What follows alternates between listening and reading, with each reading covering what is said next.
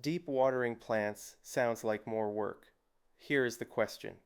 Two plants, same soil, same corner of the garden, same summer. One I gave a little water every evening. The other got a proper soak twice a week, then nothing. When the dry spell came, one sailed through it. The other wilted, then browned, and never really came back. Same weather, same plant. The only difference was garden watering. And the answer was hiding underground in their roots. Today is about.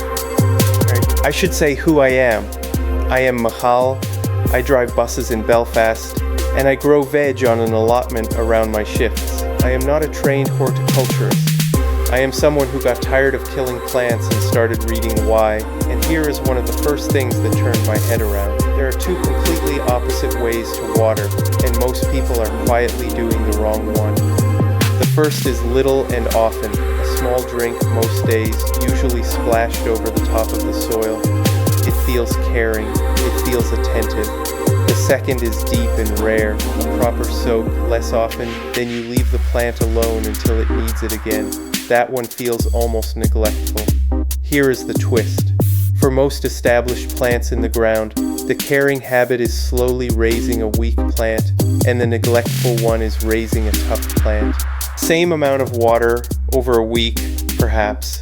Completely different plant at the end of it. To understand why, you have to stop thinking about the leaves and start thinking about the roots. So here is the piece of science that changes everything. Roots grow towards water. They can sense where the moisture is, and they actively grow in that direction. It has a proper name, hydrotropism, water seeking if you like. And it means your roots are not fixed in place. They go where the water is. They stay shallow or reach deep, depending on where you keep putting it. Think of it like this. Roots are a bit lazy, like the rest of us. They will not dig down for water you keep handing them at the surface. Why would they? If a little drink arrives at the top every evening, the roots just sit up there and wait for it. You have trained them to stay put. But if the water is deep and the surface dries out between waterings, the roots have to go looking. They follow the moisture downwards. They build a deeper, stronger system. So the big idea of this whole episode is simple. You are not really watering the plant. You are training the roots. Every time you water, you are teaching them where to live. And where they live decides whether your plant can cope when the weather turns. So let us follow the little and often habit down into the soil. You come out in the evening, tired, and you give everything a quick drink from the can or the hose. The water wets the top centimeter or two, and no more. It never gets deep. The roots, being sensible, stay right up near the surface where the water keeps arriving. Over the weeks, you grow a dense mat of roots in that top layer, and almost nothing below. Now the sun comes out for 2 or 3 days. That top layer is the first thing to dry and the first thing to bake. Your shallow plant has nothing to fall back on because nothing is living deeper down. It wilts fast, you panic, and you water even more. There is a brilliant line I saw on one of the British gardening forums that sums up the mistake. Someone wrote that people just sprinkle a teensy bit of water over the top and then wonder why it is still thirsty. That is it exactly. And here is the important part. I am not telling you never to water. I am telling you that a small splash on the surface is not really a drink. Most of the time, it barely counts as one. Now flip it around. Deep and rare, you water properly and slowly until the moisture soaks well down into the soil. Then you stop and you leave it. The surface dries out over the next few days, but deep down it is still damp. Now the roots have a reason to travel. The water they want is below them, so down they go, chasing it. Over a season, you build a deep, anchored root system. It reaches down into cool, damp soil. That deeper soil stays moist long after the surface has baked hard in the sun. And here is the payoff. When a dry spell hits, that plant is barely relying on you at all. It has its own reserve, roots reaching water you cannot even see. It looks after itself. The old boys on my allotment have watered like this for 50 years. They give a new bed a proper soak, and then they walk away. It looks like laziness. It is not. They are being patient. and they are growing plants that do not need them. That is the whole game. You water less often, and the plant needs you less. Right. Before you march out and drench everything, I have to be honest, because deep and rare is not a rule for everything. There are 3 big exceptions, and getting them wrong will kill plants. First, seeds and young seedlings. Their roots are tiny and right at the surface. If that top layer dries out, they simply die. They need little and often until they are properly established. Second, anything newly planted. New turf, a new shrub, a plant fresh out of a pot. Its roots have not spread into the surrounding soil yet, so for the first few weeks you water more often while it settles in. Third, and this one catches almost everybody, pots and containers.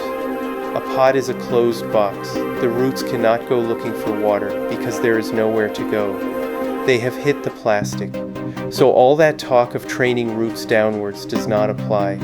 With pots, you water until it runs out of the bottom, and in high summer that can mean every single day, so keep the rule where it belongs. Deep and rare is for established plants in open ground. For babies and for pots, little and often is exactly right. So why do so many of us reach for little and often by default, even outdoors where it does harm? I think I know because I did it myself. Most of us learn to water on houseplants, a pot on the windowsill, a small drink every few days, keeping the surface just moist. That is genuinely the right way to keep a houseplant alive. The trouble is we carry that instinct straight out into the garden, where it is completely wrong. Someone on the gardening forum put it better than I could. They said, if you have only ever been a houseplant gardener, your instincts outdoors will be totally off the mark. That was me, my first year on the allotment. I watered my beans as if they were a peace lily on the kitchen sill, a little every evening, keeping the top nice and damp. They were the first thing to flop the moment we got a hot week. I was giving them water, but I was training them to be weak. Once I understood roots, I changed one thing. I stopped watering out of habit and started watering by what the soil was actually telling me. Now, this is where I hit a very practical problem, and it is the reason I water the way I do now. If you have both borders and pots, you need 2 opposite schedules at the same time. The borders want a deep soak twice a week. The pots want a little every single day. On one tap, by hand, that is 2 separate jobs on 2 different mornings. And the deep soak morning is usually when I am signing on at the depot.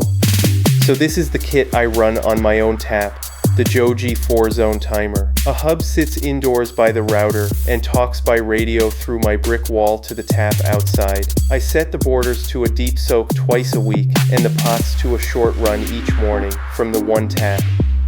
If you only keep one border, you do not need 4 zones. A simple mechanical timer will do. And be warned, the hub does take up an indoor socket.